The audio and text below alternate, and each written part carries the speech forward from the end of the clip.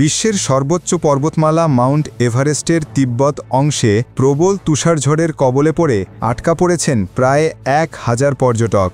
এক প্রতিবেদনে এই তথ্য জানিয়েছে ব্রিটিশ বার্তা সংস্থা রয়টার্স। তিব্বতে মাউন্ট এভারেস্টের পূর্ব ঢালের কাছে অবস্থিত ক্যাম্পগুলোতে আটকে পড়া পর্যটক ও পর্বতারোহীদের উদ্ধারের জন্য আজ দিনভর কাজ করে গেছেন উদ্ধারকর্মীরা। চীনের স্থানীয় গণমাধ্যমের প্রতিবেদন মতে প্রবল তুষারঝড়ের কারণেই সেখান থেকে বের হয়ে আসার সব রাস্তা বরফে ঢেকে গেছে।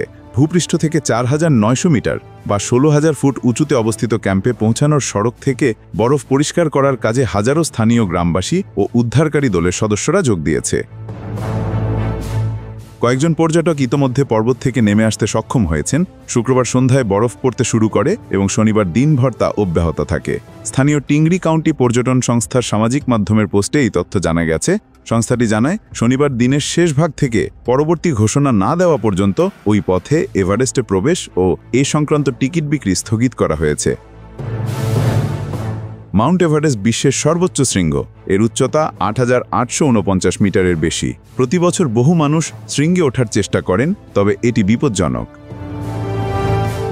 প্রতিবেদনে ঝিনুক রহমান, কণ্ঠে মৃদুল। আপনারা দেখছেন ওয়ার্ল্ড ভিউজ।